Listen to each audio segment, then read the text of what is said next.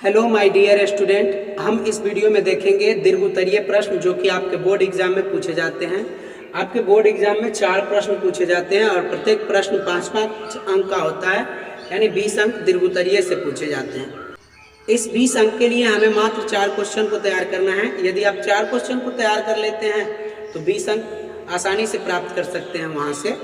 तो आज हम पहला प्रश्न देखेंगे जो कि हर बार एग्जाम में पूछे जाते हैं, और इस प्रश्न को यदि आप रेडी कर लेते हैं तो फिर 5 अंक तो आपका पक्का होता है। तो देखिए, पहला प्रश्न है sine theta plus cos theta by sine theta minus cos theta plus sign theta minus cos theta by sine theta plus cos theta. अब इसे सॉल्व करते हैं। तो सबसे पहले हम LHS को सॉल्व करेंगे और RHS के बराबर लेके आएंगे। यहाँ दिया गया है LHS इक्वल टू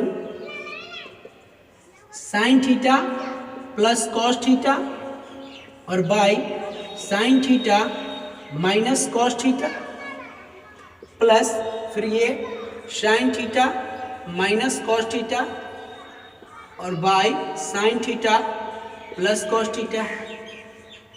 अब इसे जब हम सॉल्व करेंगे तो ये हमारा इससे और इसका गुना हो जाएगा, यानी साइन थीटा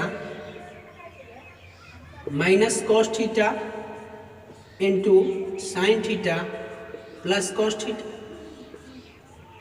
अब जब हम दोस्तों इसको गुना करते हैं या इसको भिन्न के जोड़ के टाइप से लेते हैं तो sine theta minus cos theta से sine theta minus cos theta हमारा खत्म हो जाएगा, बचेगा sine theta plus cos theta, और यहाँ भी ऊपर में है sine theta plus cos theta. तो यानी sine theta plus cos theta या sine theta plus cos theta दोनों का गुना कर देंगे, यानी sine theta plus cos theta का होल स्क्वायर।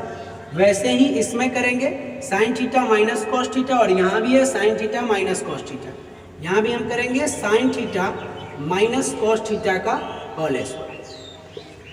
अब जब हम इसे सॉल्व करेंगे तो ये हमारा a प्लस बी के होल स्क्वायर है, तो हम जानते हैं कि a स्क्वायर प्लस 2ab और प्लस बी स्क्वायर इसको लिख सकते हैं। सेकेंड टर्म में है a माइनस बी के होल स्क्वायर, तो इसको लिखा जा सकता है a स्क्वायर माइनस 2ab और प्लस 2ab यानी कॉस थीटा और प्लस कॉस स्क्वायर थीटा, और बाय ये जो हमारा दिया गया है sine theta minus cos theta और sine theta plus cos theta, तो a minus b into a plus b के रूप का है।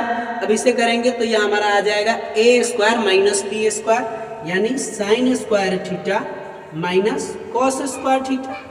अब यहाँ देखेंगे 2 sine theta into cos theta है, और यहाँ भी 2 sine theta into cos theta minus plus में कट जाएंगे। यहाँ है साइन स्क्वायर थीटा, यहाँ cos square theta. Sine square theta cos square theta का मान होता है 1, इसे लिखेंगे 1 प्लस, अब यहाँ है फिर साइन स्क्वायर थीटा और यहाँ है कॉस स्क्वायर थीटा, इसका भी मान हो जाएगा 1। अब हमारे पास 1 1 2 बचे। नीचे वाले को हमको कॉस के रूप में प्राप्त करना है, तो साइन थीटा को हम कॉस के रूप में बदलेंगे। तो साइन स्क्वायर थीटा बराबर होता है 1 माइनस कॉस स्क्वायर थीटा, और एक कॉस स्क्वायर थीटा पहले से मौजूद है। अब हम इसे प्लस करेंगे तो 1 प्लस 1 इक्वल टू 2, और ये 1 minus cos square theta minus में है और कॉस स्क्वायर थीटा यहाँ भी माइनस में है, दोनों जुड़ जाएंगे तो माइनस 2 कॉस स्क्वायर थीटा होंगे। इस तरह हमारा RHS और LHS दोनों आपस में बराबर है, तो हम लिखेंगे RHS इक्वल टू LHS। इस तरह हम क्वेश्चन को प्रूव करेंगे। तो आइए हम अपने दूसरे प्रश्न को सॉल्व करते हैं। हमारा दूसरा प्रश्न है अकबर और रोहन का मासिक आय का अनुपात 9:7 है। पहले स्टेप में कह रहा है कि अकबर और रोहन का मासिक अनुपात 9:7 है और इनके खर्चों का अनुपात 4:3 है। तो प्रत्येक व्यक्ति महीने में 5,000 रुपया बचा लेता है, तो उसकी मासिक आय हमें ज्ञात करना।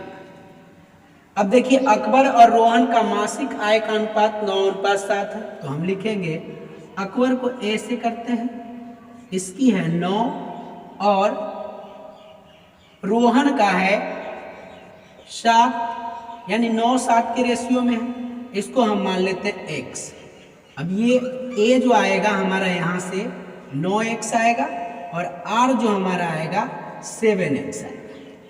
दूसरा स्टेप कहता है और इनके खर्चों का अनुपात 4:3 है, यानी खर्च को रोहन, पहले तो अकबर का खर्च है 4 और रोहन का खर्च है 3, इसको हम मान लेते हैं y। अब अकबर का खर्च निकल के आएगा 4y और रोहन का खर्च निकल के आएगा 3y। अब देखिए क्या कहता है कि यदि प्रत्येक व्यक्ति प्रति महीने 5,000 बचा लेता है, अकबर ने कमाया 9x और खर्चा किया 4y। पहले स्टेप में 9x माइनस 4y बराबर 5,000 कह रहा है, और दूसरे टर्म में कह रहा है कि दूसरा जो है रोहन है, तो रोहन भी क्या करता है 7x कमाता है और 3y खर्च कर लेता है, यानी 7x कमाता है और 3y खर्च कर लेता है, तब जाके उसको फिर भी 5,000 रुपये की बचत होती है। ये दो हमारा समीकरण प्राप्त होता है। अब इसको हम समीकरण के माध्यम से सॉल्व कर सकते हैं। तो समीकरण के माध्यम से कैसे सॉल्व करेंगे, तो लिखेंगे समीकरण 1 को इससे गुणा कर देंगे 3 से, और समीकरण 2 को गुणा कर देंगे 4 से। ये हमारा जब 3 से गुणा करेंगे तो 9 तिये 27x आएगा, और ये 4 तिया 12y और बराबर 5 को 3 से गुणा करेंगे, यानी 15,000 ये हमें प्राप्त होगा। दूसरा हमें क्या करना है कि 4 से गुणा करना है, तो 7 को 4 से गुणा करेंगे तो 28x प्राप्त होगा।